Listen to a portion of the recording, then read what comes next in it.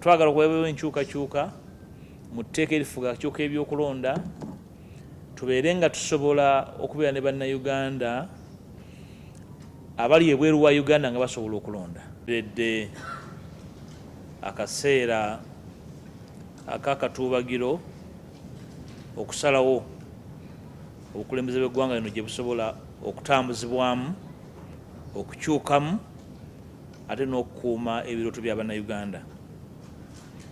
Abajjukira obulungi mu mwaka gwa 2022 nga nkulembera oddo oluvuganya mu Parliament, natwala bannange ne tubeerako mu kafubo ka nnaku 2 okwogera ku bisoboka okukolebwa okuwa eggwanga lino omukisa okukola ebyobufuzi eby'ekisajja kikulu ebisobola okukuuma eggwanga lino obugagga bwalyo n'okuwa abaana n'abazzukulu omukisa ntusobola okubeera mu ggwanga lino ne tukoleramu ebyobufuzi nga situbikkaanyaako naye ng'eggwanga litambuzibwako ebyo tukaba tukkaanyizaako naddala ebyo ebiri mu mateeka nga bwe gagamba. Mu kafuba ako sitwavaayo na kukkaanya ku kikyakkola naye twagamba buli muntu agende, buli kibiina, buli gurupu, buli ssekinnoomu agende yeebuuze ku bisoboka ate tulabe ekisobola okugenda mu maaso. Okuva olwo wayiseewo ebbanga tusigazizza akaseera katono nnyo mwaka gumu na myezi 3 okugenda mu kalulu. Nga bwe nategeeza eggwanga mu kiseera ekyo kijja kubeera kya bujega nnyo, kya butafaayo, kya bulagajjavu. Ffe abaagala enkyukakyuka okuteekako amataayi n'amakooti ne majetesi ne tugamba tugenze mu kalulu nga tutaddeewo mbeera yonna wabaawo bikyuka mu mateeka agafuga okulonda, mu nkozesa y'obukulembeze ne gye buteekebwawo, ate n'abo abalina obuvunaanyizibwa, ate n'ekisinga obukulu okulinnyisa obuyinza bwa bannayuganda mu kusalawo obukulembeze. Olw'okuba nti wali kyali kikoleddwa mu budde obwo ate nga ne gavumenti emaze ebbanga liisusse emyaka 10 ng'esuubiza okuteekawo akakiiko kafune ebirowoozo bya bannayuganda ku nkyukakyuka mu ssemateeka, ndowooza okulinda okwo twalinda mulimba. Ekiseera kituuse ensonga zino tuzeekwatireko ng'ababaka b'abantu.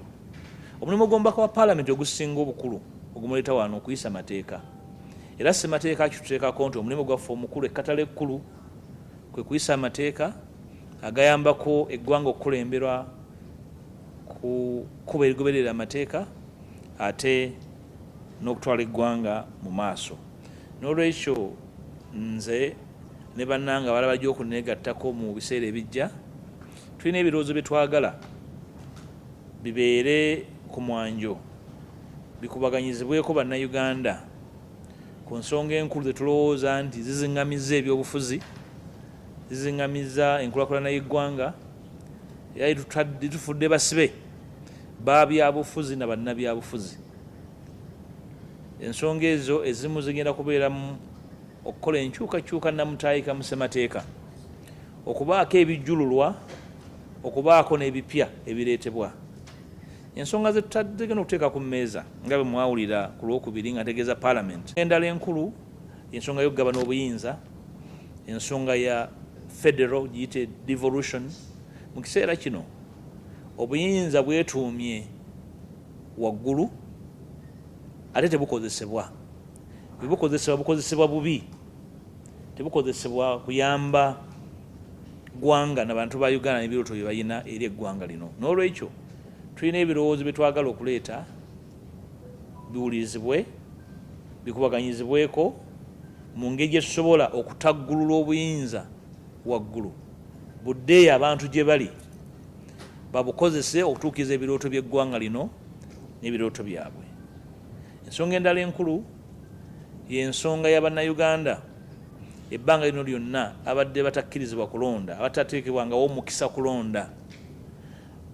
Twagala okuweebwa enkyukakyuka mu tteeka erifuga akakyuka ebyokulonda tubeere nga tusobola okubeera ne bannayuganda abali ebweru wa Uganda nga basobola okulonda.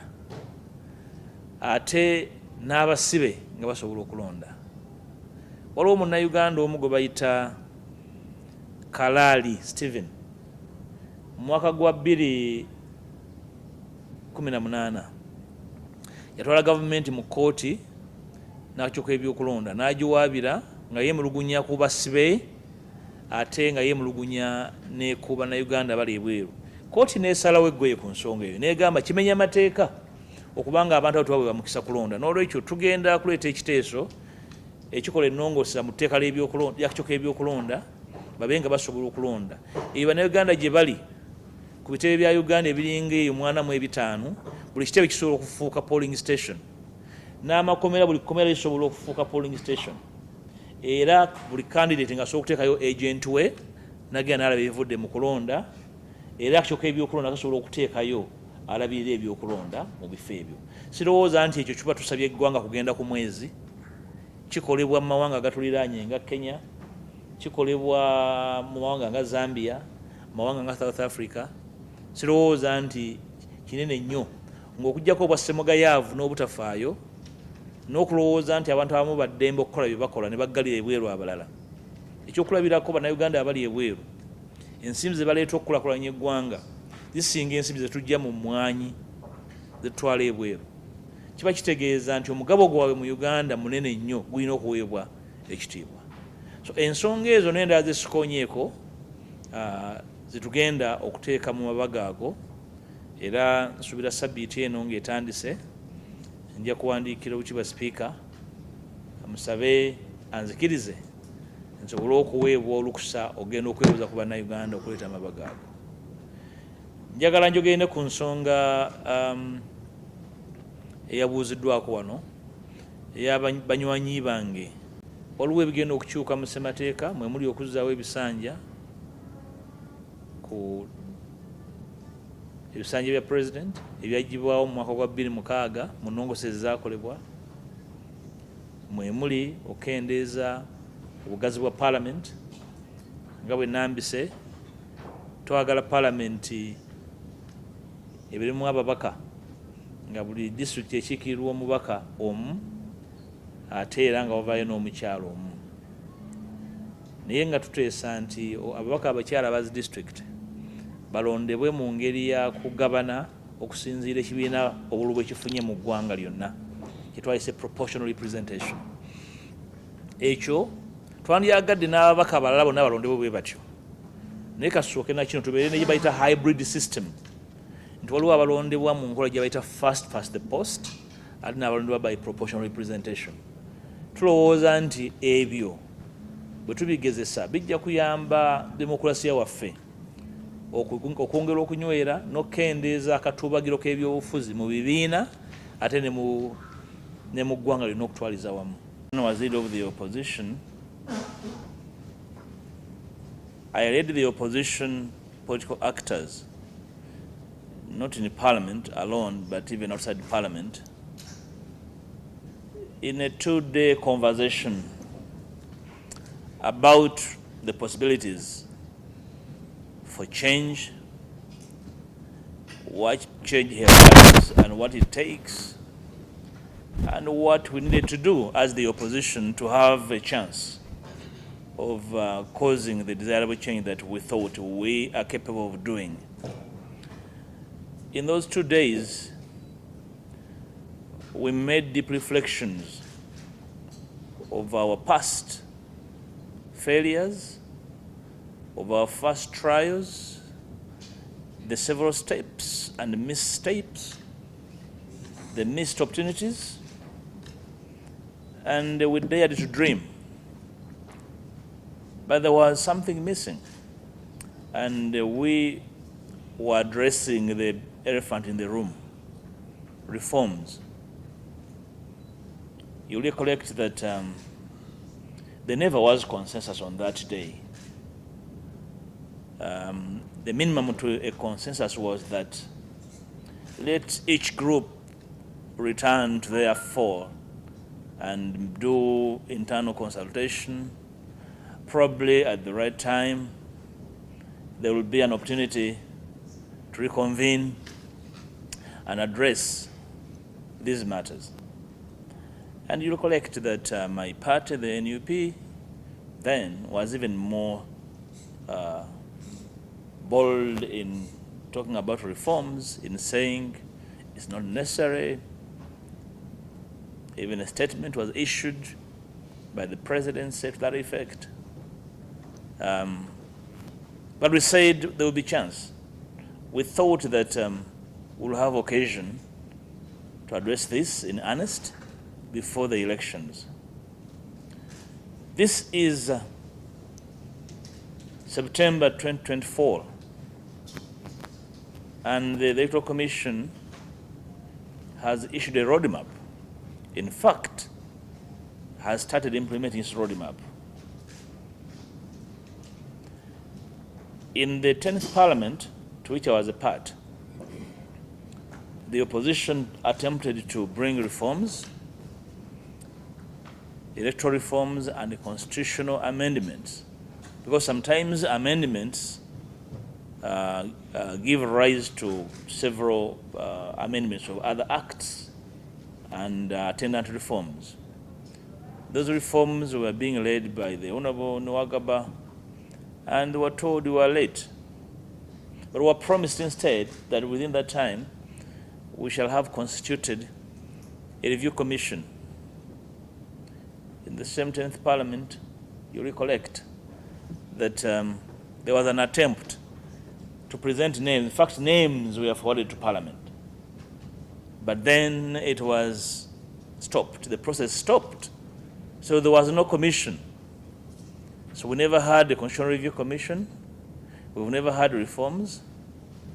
We all recollect the nature of the 2021 elections and how they actually were a major setback in our process of democratizing Uganda and propelling a durable constitutional order in this country. The probability of having won based on the last election is second to none. Therefore, I set out, because I've been consulting across peers, actors, individuals, about the possibility of reforms. And when we saw nothing coming from government, of course, my old friend Honorable Mao has been speaking often at funerals, in other spaces, on media, about how he intends to bring, reforms. But the fact that we have not had a review commission, it means that the public has never sent Mao. So if he brings any, he'll be bringing his own and his own cohorts, amendments or reforms.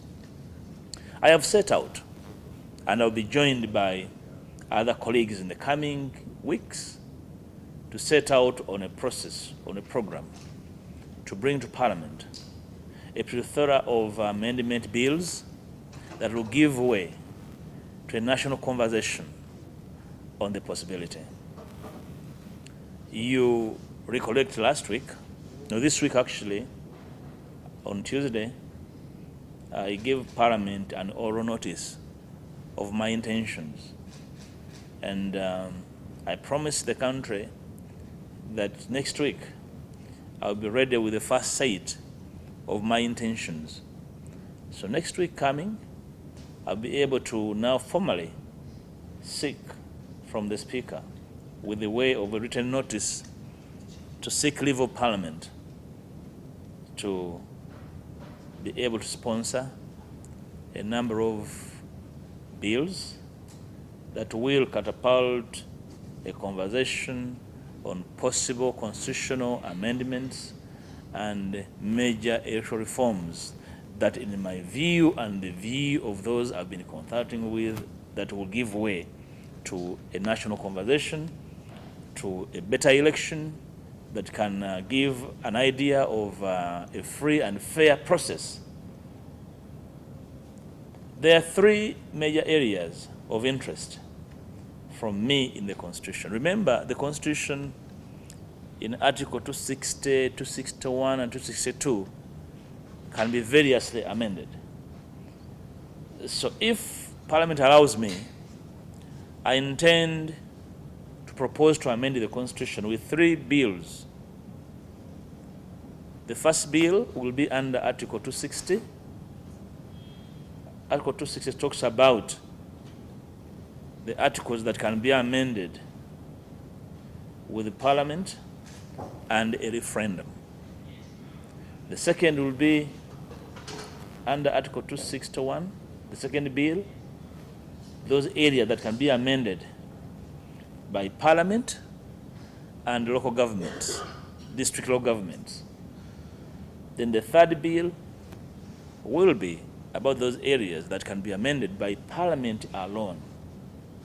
My view, which is not a final view, is that if I bring 3 bills in that structure and form, then we shall be able to take care of the naysayers, those who say we don't have time, because Parliament has time. Local governments have time.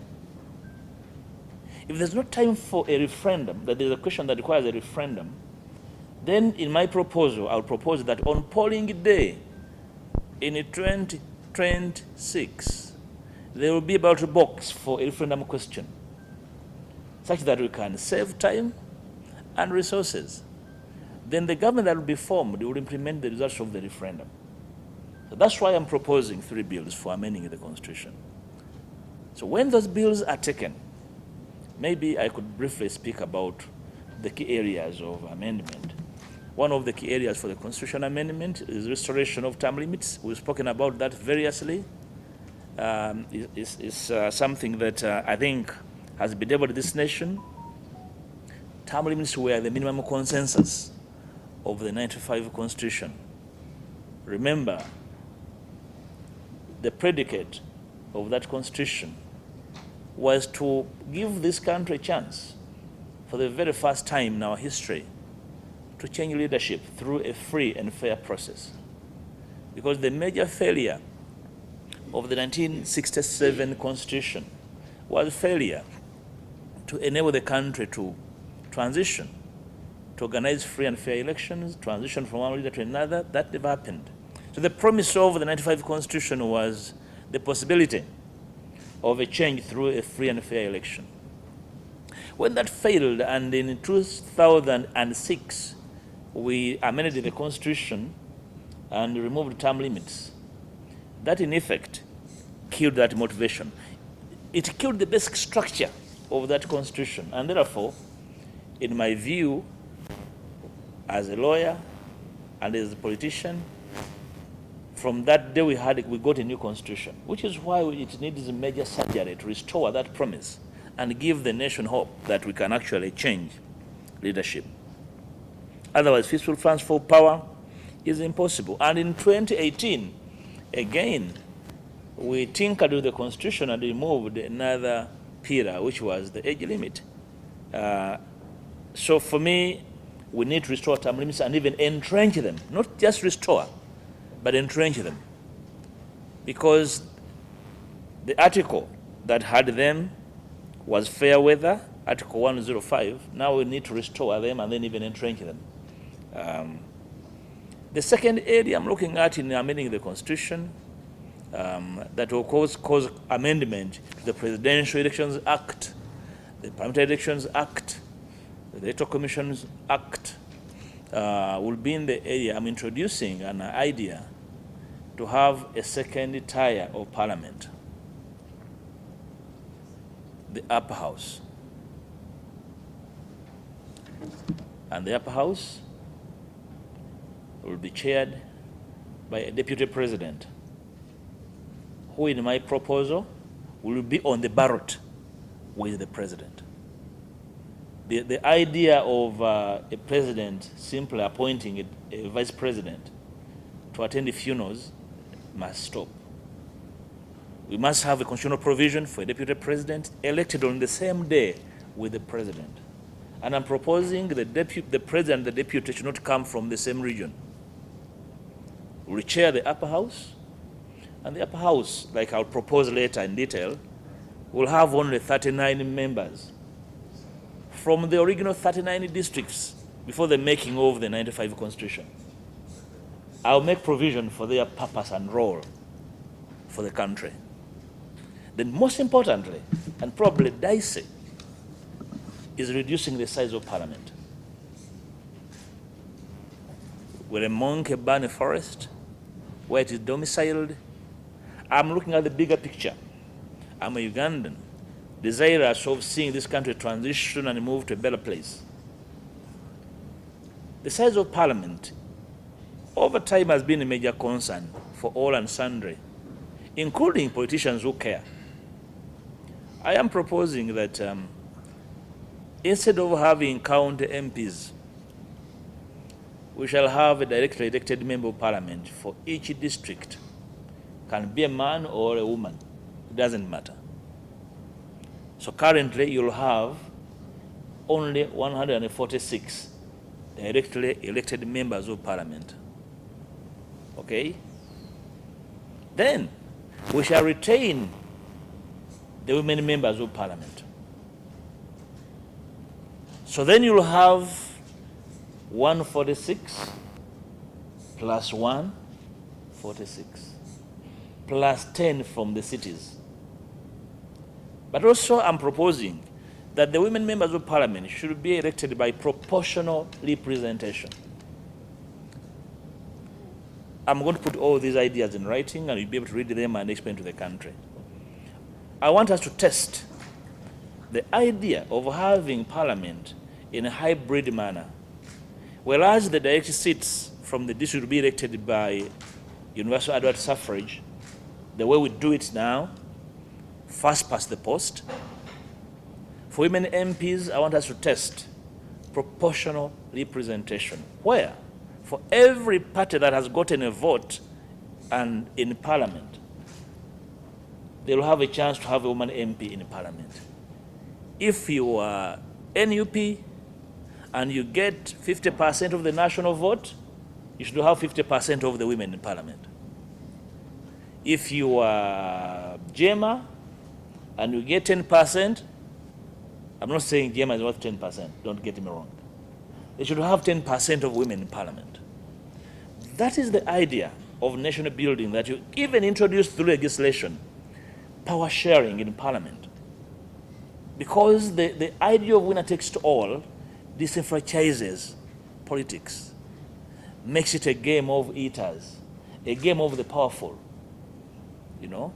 So those proposals and more to take care of the size of Parliament. The size will be small, but even more representative of the political views in the country. So that is my proposal on Parliament. So for the Constitution, there are other ideas I cannot speak about now, they are lengthy, but that's what I will do. There will be amendments. I'm also proposing amendments subsequently, because of the constitutional amendments, to the Presidential Elections Act, to take care of the issues that will arise from amending the Constitution. But maybe, very critical, in the Presidential Elections Act, I want us to amend two critical areas. One, in amending remember in 2018, we made an amendment to the Constitution to say that if a candidate is aggrieved after a presidential election, they can go to court. And we enlarge the time available for the candidate to go to court. Okay? Of course, we reduce the appetite of having very little time, and therefore the impossibility of getting to court prepared by enlarging the time available. Now, if you want to take care of the malfeasance that comes with, for example, arresting a candidate, remember the Honorable Kyagulanyi was held indoors under house arrest when he was supposed to go to court. Dr. Besigye in 2016 was held at his residence, was supposed to petition. I want us to amend the Constitution further and the Presidential Elections Act to say that even a registered voter can petition court. Okay? Such that the appetite to arrest or detain would-be complainants reduces. Of course, that will come with other issues. I'm proposing, for example, if you're a voter and you want to petition, you must do a security deposit to court, that you don't simply go to petition to waste court's time. It is done in our civil proceedings. So it will not be a new thing in our jurisprudence. That is for petitions. Then secondly, the declaration of results legislation. Right now, when you vote for the president, you see, we vote the president and the members of parliament on the same day.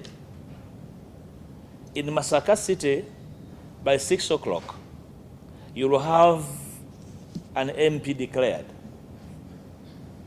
but no president is declared as having won Masaka. So I want us to change the law, because the same returning officer who declares members of parliament can also declare a winning president for a district. And that is closed and the certificate is issued. And what would remain is transmission of results electronically or otherwise to the national center. Meaning that if you're a candidate for president, you don't have to have heartache and ulcers over listening to results from Karamoja when the ones from Kawempe have not yet been read. All you have to collect are 146 DR forms of every district, and you'll know the results declared, probably plus the 10 from the cities. So the declaration of results component is problematic.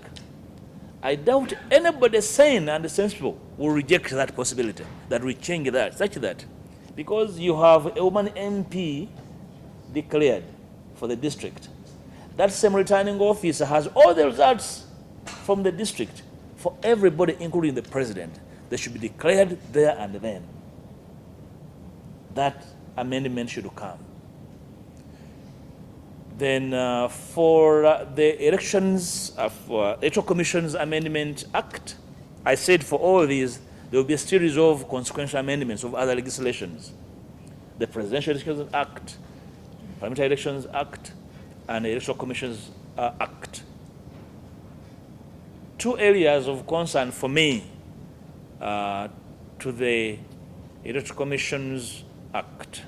One is amending that act to make provision for diaspora voters. We have over 4 million Ugandans scattered across the diaspora, in estimate. And of the 4, close to 2 million are eligible of voting. I think Uganda has about 44, 45 embassies and missions scattered across.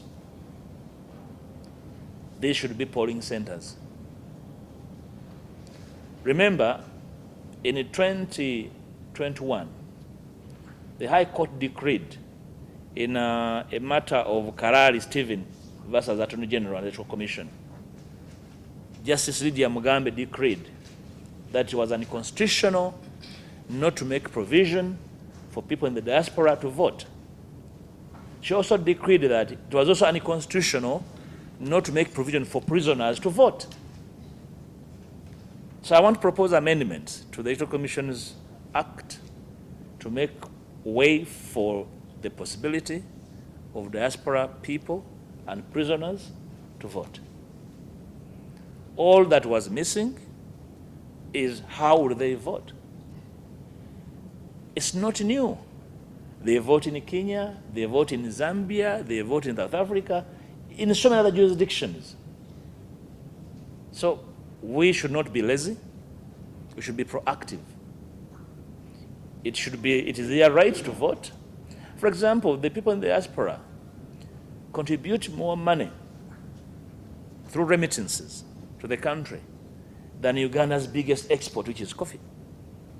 So how do you disenfranchise a people that actually sustain the economy to that extent? So Parliament should rise to the occasion and proceed to make provision for the voting of diaspora people and prisoners. Yes, when you're in a prison, certain rights are curtailed, but civic rights cannot be curtailed. There are those that can be curtailed. I'm aware that actually in some countries, even conjugal rights I made provision for. Let's begin with civic rights. For starters, the right to vote. So these are very key issues to which I want the country to begin a conversation and make a decision. I want to invite you, when I'm ready next week, I'll lay and share with the country these amendment bills. They may not come on the same day because it's rigorous work. It's rigorous work, it's vigorous. And in the event that Mr. Mao and others have their own bills, we shall meet in the Committee of Parliament and see what they have. There's no contradiction. The job of a member of Parliament, the first call for any member of Parliament is to make laws for the good governance of the country. And this is the call I'm here for. And I want to invite colleagues, members of Parliament, to join me in this call. And I hope from both sides of the House, we should be able to hear from each other and speak to each other about these possibilities. I thank you.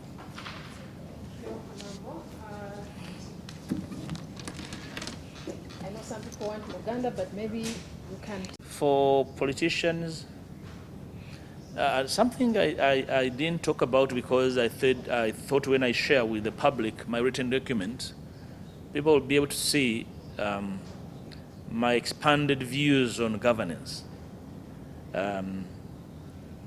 One of the proposals for constitutional amendment is to activate the provisions in Schedule 5 of the Constitution that talks about regional governments.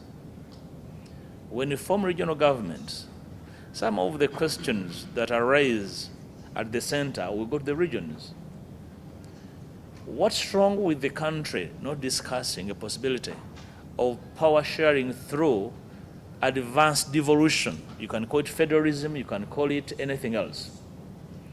Once we devolve power from the center to the regions, because probably I'll ask a question to the Minister of Local Government in Parliament. What happened to activating Schedule 5 in the Constitution that talks about regional governments? This can take care of some of the problem. I want people to go to their local regions and where possible, have a debate in their vernaculars. There's nothing wrong. And where issues, where documents have to be discussed or synthesized in a foreign language, it should be done. But I don't want to say that qualifications are the problem. Okay? Of course, if you are qualified, ordinarily, if you choose to do wrong, it's deliberate, because you know. You have seen professors fail to do mundane things.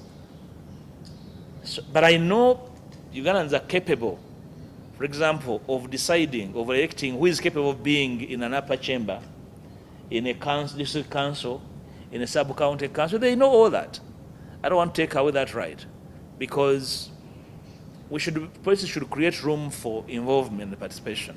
And then if people are sensitized well, if the civic education and civic competence rises, then I have no doubt citizens won't put square pegs in round holes. They'll put people where they belong.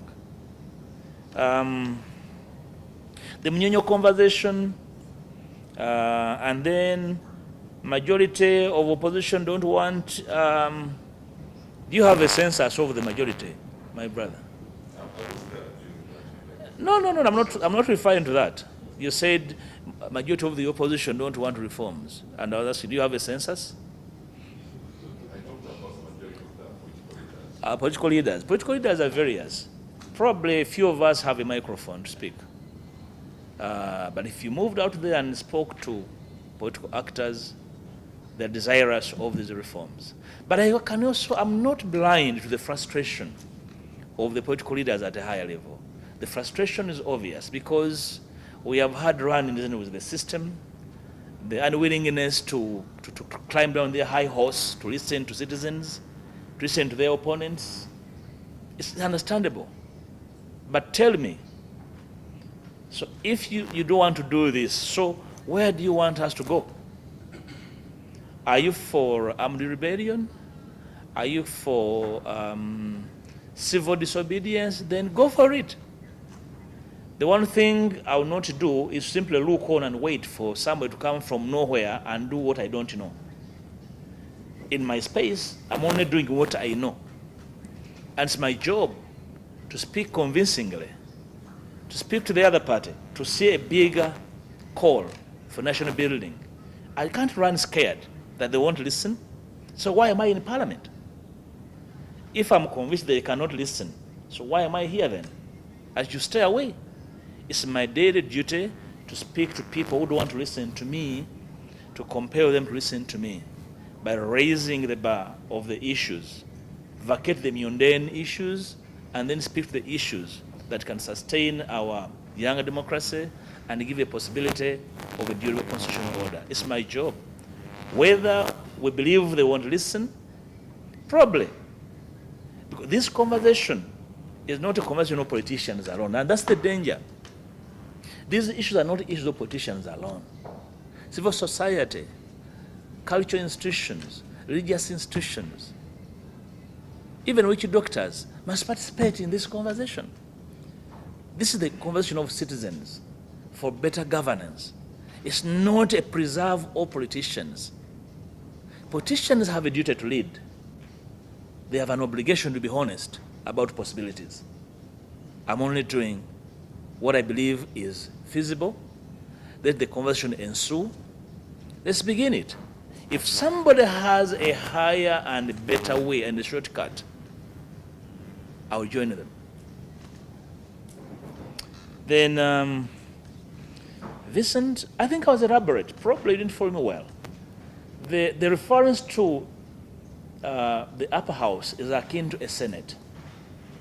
And the 146 times 2 is the ordinary parliament where I belong now. Okay? That would be the lower house.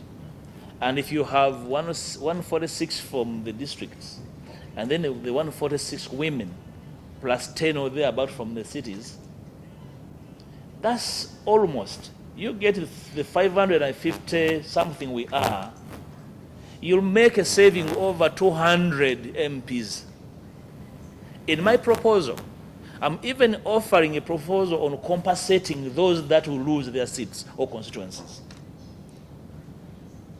I have a detailed proposal on how those that will surrender their constituencies will be compensated to leave and give way for the country to progress. It is a cost, but a cost, a one-off, and then we shall progress with a leaner and feasible parliament.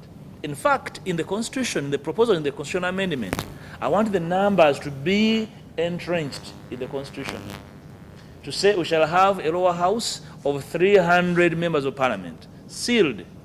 The danger is every time you create a district, you enlarge Parliament. Parliament should never be allowed to enlarge itself at will.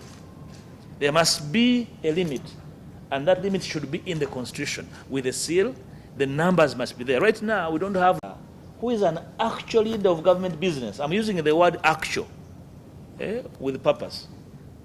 If you're the Prime Minister and you come to Parliament and you are able to commit because you're the leader of government business. I'm even proposing that the Prime Minister should face a no-confidence vote in the House if he fails to execute their mandate. The way it is done in modern democracies. Problem with many political actors, they don't want to think. They want to do basic things. We need to delve into some thinking of what we can do to change the fortunes of our politics and our country. If we have the diaspora vote and the prisoners, the ghosts, what? All these are meant to kill some ghosts. And a level of certain civic competence must arise. We cannot be scared of doing good because among us we have bad people. Let's have the law. Then we shall deal with the consequences of legislation. Because, again, we're dealing with the law and individuals. There's no law made to appease political gods. We are enacting a law to give the country a chance to move on a path of democracy and consistency with the possibility of transitioning regularly without raka. So that's what we're trying to do. And I'm talking about 2 million people. I am trying to get the actual census of prisoners because they grow every day. with the political prisoners and, chicken thieves and rapists. So I'll have the census probably by the end of the week, and then you'll see how many other citizens are being disenfranchised by this. So there is no legal bar. And of course, the court has already given a pronouncement from the 2021 verdict of Justice Lydia Mugambe on the rights of prisoners to vote and the rights of the diaspora to vote. Uganda can't change leadership by elections. My sister, should we all live in fear? Uganda will change. It's our job to change it. Part of the quest to change it is by insisting that legislation should give a possibility of change. My introduction to politics was not by violence. I don't believe in violence. I believe in civil politics. That's what I know. I'm not trying to enact a kind of military war act. No. I'm trying to enact, to make proposals for a democratic order. And I have no doubt in my mind that we have tested as a nation the consequences of a stolen election and what it heralds for the future. I believe with the time, we're going to have much more people demanding for free and fair elections. And the best way of dealing with this is giving them a law on which they will lean to make these demands. So let's make the law. We shall deal with election thieves, when that time comes. Age limit, in the proposals to restore the pillars of the 95 Constitution, it's not really something I'm preoccupied with.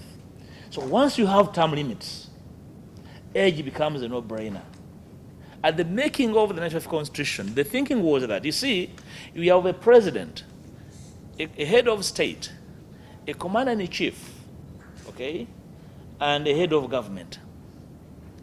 The predicate was that all these powers in one person, even if you are so terrible, the maker thought that at least you last only 2 terms.